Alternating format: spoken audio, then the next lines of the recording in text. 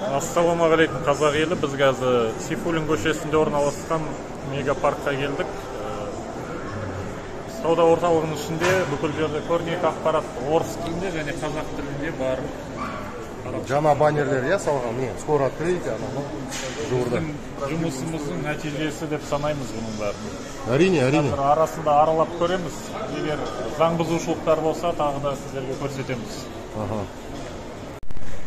Сіз мені түсіріп жатсыз ғой мынау бейнекамерамен.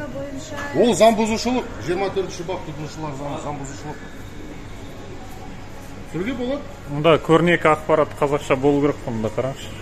Бар ма? Бар. Міне бар екен, Иә, қазақша бар. Ас мәзірі бар ғой, сіздерге көрейікші. Міне келдік. Ас мәзір тек орысша, қазақша білмей, қай жерден әкеледі. Орыс тілінде бар. Арғысы да Қазақ тілінде жоқ па? Меню есть? Жоқ, жаңа ғана айтқан бар. Қазақ тілінде меню жоқ. Жоқ па не, мүлде? Что происходит?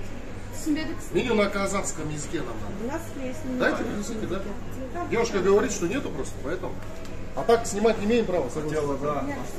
Не имеем права. Я вам говорю. Статья 4. Закон защиты прав потребителей. Это вы лично придумали для себя правила, но они нам не запрещают. Вы должны подчиняться закону Республики Казахстан, в которой вы живете. Я, если честно, сейчас не понимаю вашей агрессии немного. Нет агрессии. Агрессии нету? Я вас спрашиваю меню и все, больше нет никакой агрессии. Ждем, ожидаем меню. Ставлю паузу. Бүкіл проблемалар сол неде? Кафелер, меню. Уағалейкум. Все, братан, түсіндіріп отыр. Я бүкіл жерді түсіреміз, не может? Жайша ма? Жайша емес, заң бұзылып отыр. Не заң бұзылып? Тіл туралы заң, сосын жаңағы тұтынушылардың құқықтарын қорғау заңы. А ең біріншіден біздің конституциямыз болады. Страх бар ма? Тілге андай страх деп болады. Біз тұтынушымыз, Қазақстан Республикасының азаматымыз. Ешқандай анықтама керек емес. Удостоверение көрсетпейміз біз, міндетті емеспіз ғой. Заң бойынша солай. Ау. Айта бер, тыңдап тұрмын. Бар ма бірдеңе көрсететін? Не нәрсе керек сізге? Мысалы үшін бізге болады тексеруге. Мен тұтынушымын.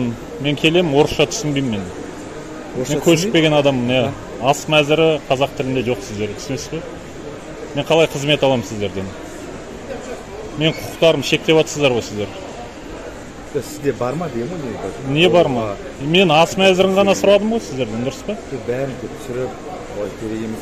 Ол қоғамдық орын болғаннан кейін мен түсіруге құқығым бар. Ол заң бойынша ғой.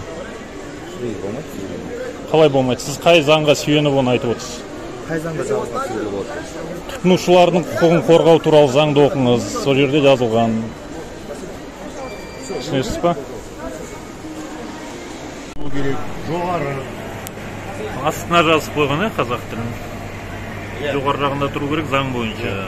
Кім сізде мұнда бастық? Қазақша түсініп жатсыз ба, білесіз ба? Қараңыз, 21-ші бап тіл заңдары. Сізде бүкіл ақпарат қазақ тілінде болу керек. Басқа тілінде болса, бола берсін, қарсы емеспіз. Бірақ қазақ тілінде болу керек. Мына жерде қазақ тілі астында тұр, газдалған деген. Вода с газом сверху. Орыс тілінде астында болу керек, заң бойынша. И мына жерде бар ма ақпарат қазақша шыға ма? Түсінде? Ана кітапшанда книга отзывов деген қазақша болу керек. Сол бастықтарына айтыңыздар. Сол заң бұзушылық.